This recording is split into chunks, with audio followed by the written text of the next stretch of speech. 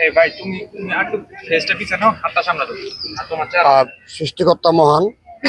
আমি সর্বপ্রথম আমার সৃষ্টিকর্তাকে আমি কৃতজ্ঞতা প্রকাশ করতে পারতাছি যে এর জন্য যে আজকে আমরা সনাতনীদের পক্ষে বাংলাদেশ পুজোজ্জীবন ফ্রন্টের পক্ষ থেকে, কেন্দ্রীয় কমিটির পক্ষ থেকে, নারায়ণগঞ্জ মহানগরের পক্ষ থেকে আজকে আমরা আসতে পেরেছি। সনাতনীরা কী অবস্থায় আছে এটা আজকে আমরা স্বচক্ষে দেখতে পেরেছি।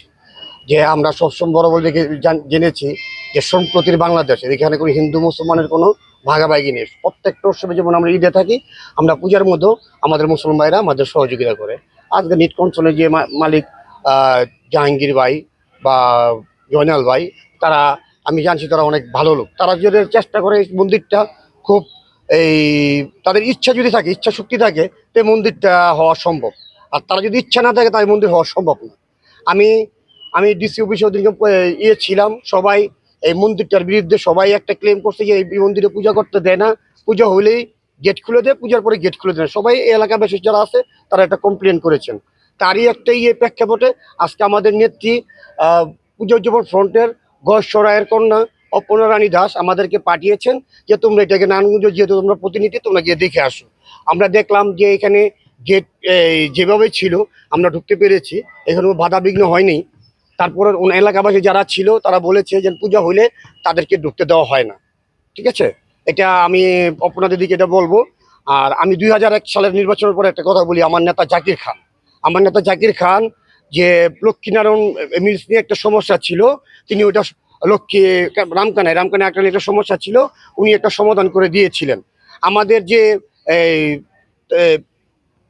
তারুণ্যের অহংকার বিএনপির ভারপ্রাপ্ত সভাপতি জনাব তারেক রহমান স্যারে বলেছেন যে একটু আগে আমার ছোট ভাই সেনার তনুজ অজিত দাস বলে গিয়েছেন যে আমাদের জনগণের পাশে থাকতে হবে। হ্যাঁ, জনগণের পাশে আমরা থাকবো। কিভাবে থাকবো?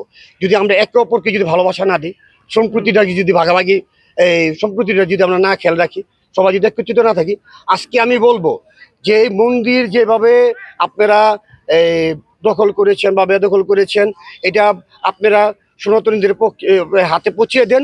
এইটাই সর্বশেষ আমার মনে ভালো মেসেজ। আর ডিসি মহোদয় এটা যেটা বলেছেন যে এটা আমরা তাৎক্ষণিকভাবে আমরা এটা দেখছি। এবং আজকে পূজার আছে মাত্র আর 6 দিন।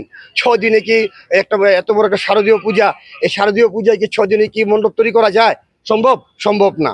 এটা দুর্গা পূজা, এটা জাতীয় উৎসব, হিন্দু মুসলমান সবাই আমরা মিলে একত্রিতভাবে থাকি করি। এটা অন্তত আরো 15 দিন আগে এটা করা উচিত ছিল। এবং জাহাঙ্গীর ভাই বা জয়নাল ভাই তাদের উচিত ছিল আর 15 দিন আগে মণ্ডপটা খুলে দিয়ে তাদেরকে পূজা উৎসবের যে কার্যক্রম ছিল এটা তৈরি করার তাদের এটা ছিল। তাদেরকে আমি আবার বলছি, আমি তাদেরকে সম্মানের সহিত বলছি যে দ্রুত যত সম্ভব মন্দিরটা যাতে তাদেরকে বুঝিয়ে দেওয়া হয়। মন্দিরটা বুঝিয়ে দেওয়া সবাই ভালো, যে আমরা বাইরের কোনো লোকালিটি কোনো কালচারে যেমন না পড়ি, বিদেশে কোনো কালচারে না পড়ি, আমাদের জঙ্গিবাদ বা এই সব ব্যাপারে যদি না হয়, আমরা একে অপরের এই সাথে থাকবো।